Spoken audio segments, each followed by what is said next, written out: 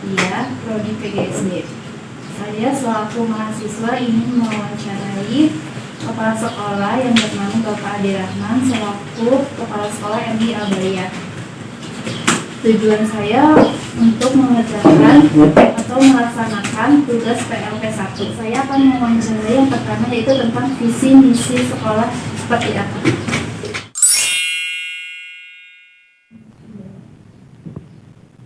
Terima kasih. Assalamualaikum warahmatullahi wabarakatuh. Pertama, kita ucapkan selamat datang pada sesi dari bahasa. Kemudian saya akan menjawab pertanyaan yang pertama, yaitu tentang visi sekolah ini, yaitu menjadi madrasah unggulan dan memberi kontribusi positif untuk masyarakat kita ketika sekolah. Lalu yang kedua, visinya yaitu menyiapkan siswa memperoleh sekolah yang terbaik di tingkat selanjutnya. Untuk misinya, mengenalkan siswa dengan nilai-nilai yang islami sehingga berkarakter tatanan amanah, hidup dan taklif sesuai dengan nilai-nilai Nabi kita Muhammad SAW. Lalu menyediakan fasilitas madrasah yang nyaman dan kondusif untuk mendukung kegiatan belajar dan beribadah di sekolah ini. Demikian. Apakah untuk guru-gurunya juga dapat menanamkan sesuai dengan visi dan misi? Ya, memang dari awal untuk rekrutmen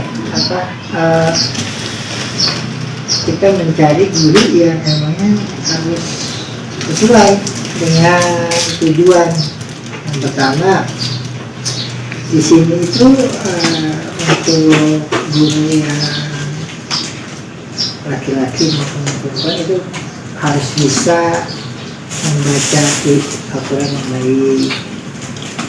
Terus juga dari sisi sosialnya juga mereka bersosial dengan baik di masyarakat tempat mereka tinggal. Lalu untuk laki-laki tidak merokok, untuk yang perempuan itu berbusana muslimah seperti itu. Dan dari awal memang kita cari guru-guru yang disesuaikan dengan tujuan atau misi dan visi kita seperti itu. Lebih singkatnya ya, gurunya akan menjadi contoh yang baik, suri teladan yang baik buat siswa-siswi di sekolah kita. Begitu ya. Yang kedua, saya akan menanyakan tentang karakteristik anak peserta didik, apakah mencapai tujuan yang diinginkan di sekolah.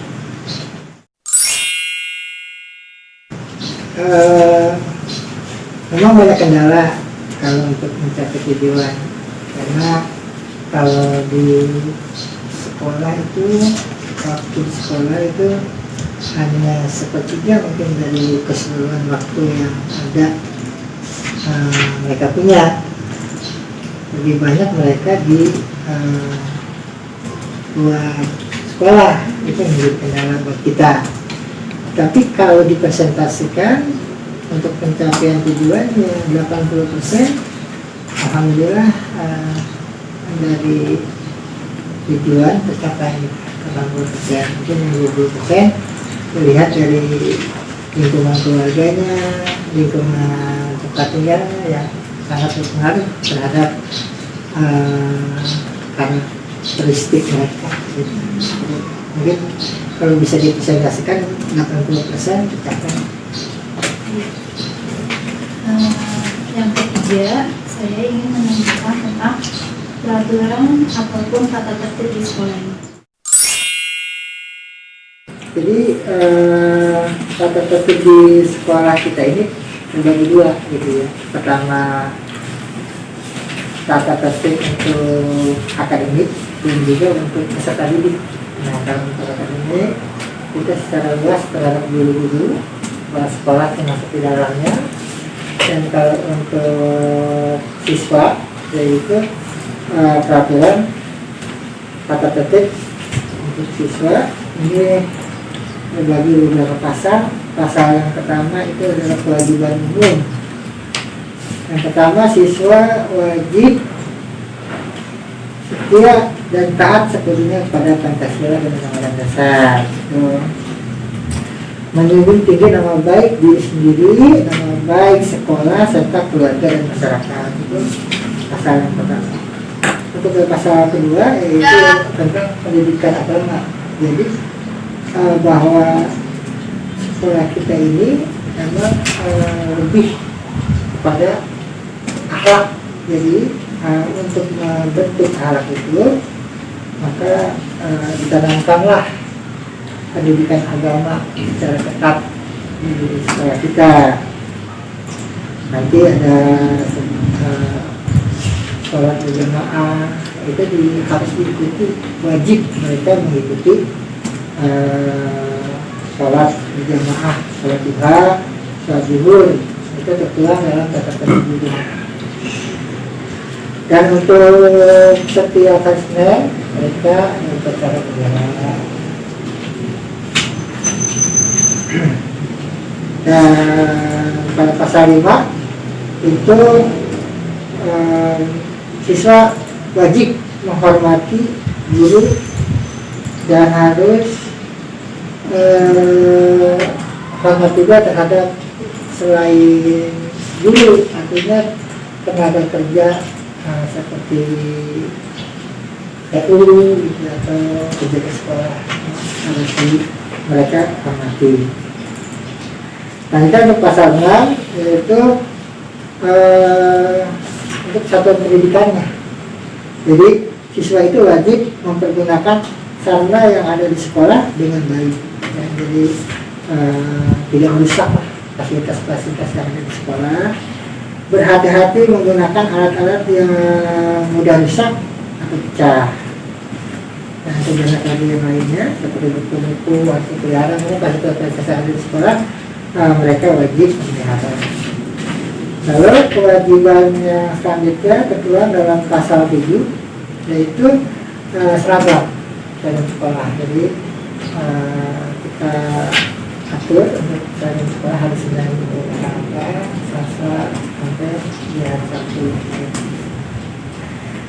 Lalu juga untuk kebersihan dan keindahan ini tertuang dalam pasal 8. Siswa itu wajib memelihara kebersihan dirinya maupun kebersihan sekolah, apalagi di masa pandemi ini gitu ya. Mereka itu wajib menggunakan masker, cuci tangan, jaga jarak seperti itu. Lalu untuk keamanan tertuang dalam pasal 9, siswa juga wajib ikut serta dalam mengamankan sekolah. Jadi mungkin ada temannya yang melakukan sesuatu yang kurang baik, mereka bisa saya menjaga. Nah, untuk buku laporan pendidikan, mereka siswa itu wajib menjaga, memelihara keutuhan dan keindahan buku rapot. Buku rapot juga mereka harus jaga seperti itu. Memelihara keutuhan data rapot sehingga terjaga keasliannya. Dan yang ketiga, memperhatikan hasil nilai dalam rapot yang telah mereka dapatkan. Ini banyak juga ya pasalnya, sampai 21 pasal yang pasti. Jadi kita berusaha dari maupun secara ekstrakurikuler mereka harus tertib, seperti masuk sekolah itu jam 7 untuk kelas semua kelas gitu ya. Untuk kelas bawah itu pulang aja habis balik zuhur, dan untuk kelas atas pulangnya jam 3 atau jam 15 sudah kosong. Seperti itu. Nanti ini di fotokopi aja ya. Boleh. Untuk kata tertib banyak sekali. Seperti itu ya. Ya, terima kasih. Baik, yang selanjutnya saya akan menanyakan bagaimana struktur organisasi di sekolah ini sudah mencapai tujuan visi. Misi kita itu, terutama misinya itu yang patronah, terus amanah, sidik, tablik gitu ya, lebih ke Islami lah. Dan mereka harus bisa mengaplikasikan tidak hanya dalam teori gitu ya, kognitif, tapi juga harus afektif, nilai-nilai itu ditanamkan sehari-hari pada mereka, sehingga struktur organisasi kita ini sangat harus mendukung itu gitu. Yang pertama, kita di sini ada koordinator untuk tahfiz gitu ya, terus koordinator duhanya, terus koordinator ikro atau kita baca Quran, terus koordinator sholat zuhur, sholat asar. Nanti juga ada semacam kayak pembinaan seperti Nabi gitu ya, itu untuk mendukung misi tadi agar mereka terbentuklah tadi apa kita sebut biasanya PAS gitu kan, patronah, amanah, sidik, tablik gitu. Itu terus kita dukung. Caranya itu kita buat suatu organisasi yang di bawah kurikulum, jadi seksi kurikulum, yang satu lainnya, jadi baru seksi kurikulum melaporkan hasil kepala sekolah gitu ya. Jadi dibentuklah koordinator kalau untuk tadi untuk misi. Seperti juga untuk penjaminan mutu juga ada gitu ya, penjaminan mutu karena kita ingin anak kita ini mendapatkan pendidikan di tingkat selanjutnya yang lebih baik. Kita ada koordinator juga, nanti mereka akan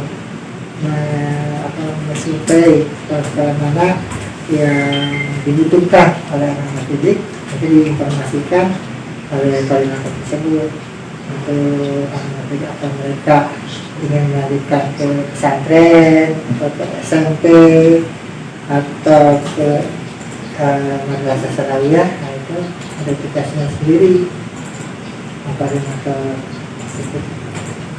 Dan juga untuk fasilitas yang nyaman itu nanti langsung dipegang oleh kepala sekolah. Jadi kepala sekolah berusaha semaksimal mungkin untuk memberikan ruangan lingkup sekolah yang nyaman gitu. Mungkin dari taman atau ruang kelas gitu, ruang guru itu tugas kepala sekolah untuk mencari jalan keluar. Jadi seperti itu ya. Ada lagi yang ditanyakan?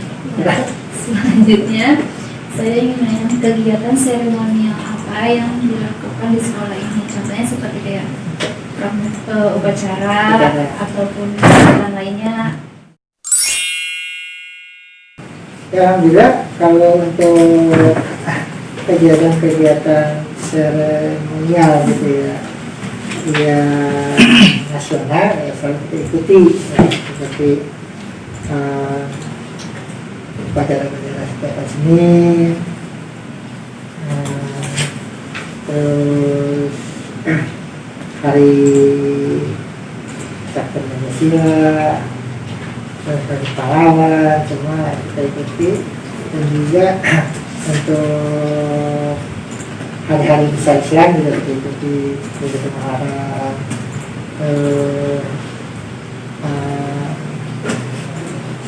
Maulid Nabi, selalu kita ikuti walaupun tergantung dari ekonomi ya, banyak yang ada gitu ya, misalnya besar gitu ya, sederhana, tapi selalu kita usahakan untuk dilakukan gitu, karena itu akan menimbulkan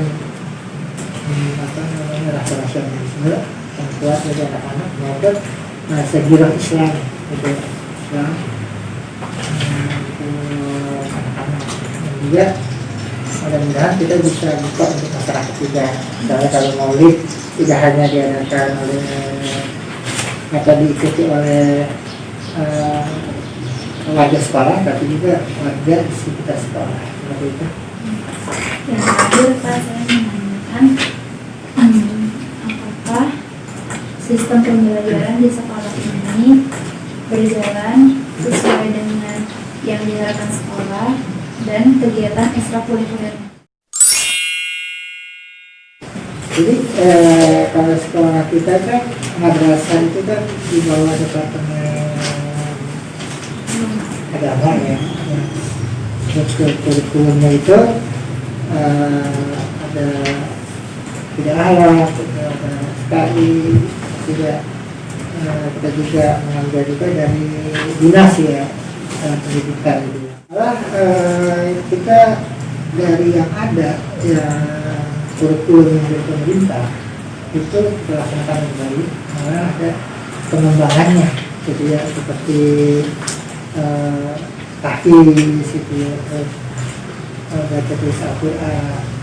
Jadi kalau bisa dikatakan kita berusaha untuk mengembangkan kurikulum yang ada dari pemerintah, yang ada kita laksanakan dan kembangkan gitu, yang disesuaikan dengan kebutuhan masyarakat sekitar, terutama dari sisi mencetak insan-insan dakwah. Mereka nanti di luar bisa mendakwahkan Islam, walaupun tidak dengan lisan, tapi mungkin dengan perbuatan mereka. Untuk program tahfiznya itu ada target nggak? Ya, kalau tahfiz itu targetnya itu lulusan dari sekolah madrasah ibtidaiyah Al-Baryani itu 3 juz di akhir, dari juz 28, 29, 30 yang di spare itu di kelas 1 itu juz 30 terakhir, setengah terakhir, terus kelas 2 itu dari juz 30-nya. Jadi diharapkan tuh untuk dia kelas 2 itu ada 1 juz. Nah, untuk kelas 3, kelas 4 itu juz ke-20. Nah, itu ada 46, terus 28. Yang diharapkan seperti itu. Kan untuk sekarang kan anak-anak pasti susah untuk menghafal ya. Nah, caranya untuk mudah menghafal gitu, biar mencapai target, misalkan kan dalam surat Al-Balad aja itu ada 20 ayat. Nah, pasti nggak mungkin anak-anak langsung 20 ayat langsung hafal. Cara menghafalnya seperti apa? Ya, karena namanya kan dari seluruh anak itu interaksi beda-beda ya, ada yang cepat ada yang kepala. Ini namanya tantangan gitu buat masing-masing guru ya. Nanti koordinator yang harus mencari jalan keluar gitu kan. Apalagi bisa seperti sekarang kan, sekolah tidak bisa berjalan sebagaimana mestinya. Jadi itu ya mungkin menteri aja bilang tidak dikaget gitu kan, untuk pendidikan sekarang, kurikulum sekarang itu mungkin setengahnya juga udah alhamdulillah gitu bisa tercapai. Kalau kita lihat dari kemarin konferensi pers dari Menteri Pendidikan, tidak memaksakan, malah diberi kebebasan kepada orang tua mau masuk atau tidak gitu. Jadi untuk kurikulum juga diberi kebebasan sama sekolah untuk menjalani kurikulum di saat pandemi ini, tidak seperti normal. Kalau dulu kan kita kurikulum kan tercapai, sedangkan kurikulum itu 100% gitu kan. Tapi untuk saat pandemi ini kemungkinan 50% juga sampai gitu kan. Begitu direstui oleh apa namanya dinas pendidikan. Seperti itu kita berusaha semaksimal mungkin dengan kondisi sekarang ini. Pasti yang harus utama itu pendidikan akhlak kepada anak-anak dan juga pendidikan kesehatan atau pendidikan bagaimana menghadapi pandemi ini. Seperti itu. Berarti harus ada kerjasama juga, walaupun saat ini kan kita masih belajarnya online. Iya. Berarti harus ada kerjasama antara guru dan orang tua. Iya. Semua sih ya, guru mungkin masyarakat di sekitar gitu ya, harus sama-sama menjaga karena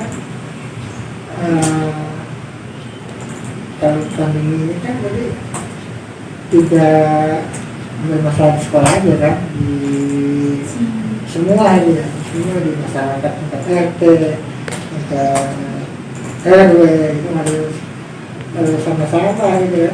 Kalau misalnya kan misalnya kayak daring gitu ya, pelajaran jarak jauh kan memerlukan kuota kan gitu ya, tidak semua orang tua itu punya untuk membeli pulsa.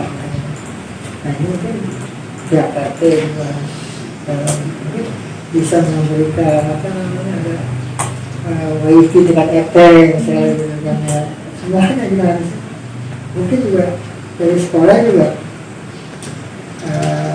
bisa dana-dana yang ada di sekolah atau tempat-tempat dana di sekolah itu memberi stimulus itu seperti kuota kepada murid maupun kepada guru. Ini jangan sampai tidak berjalan dan pemerintah sudah membeli ruang itu seperti ruang bos gitu kan, bagi operasi di sekolah itu bisa digunakan untuk membeli bisa untuk mendukung daring tadi. Dan juga untuk pembelian IT aja boleh. Jadi ya sebenarnya semua pihak bekerja sama untuk dan pandemi ini, apalagi anak-anak kan jangan sampai jadi korban gitu, jangan sampai mereka tidak sekolah gitu ya, masa depan mereka kan yang kita gadaikan. Cukup sekian dari saya, mungkin kurang lebihnya saya mohon maaf. Terima kasih Bapak sudah membantu saya melaksanakan tugas PLPS 1 saya. Semoga apa yang Bapak sampaikan kepada saya bermanfaat untuk nanti. Kurang lebihnya saya mohon maaf. Wassalamualaikum warahmatullahi wabarakatuh.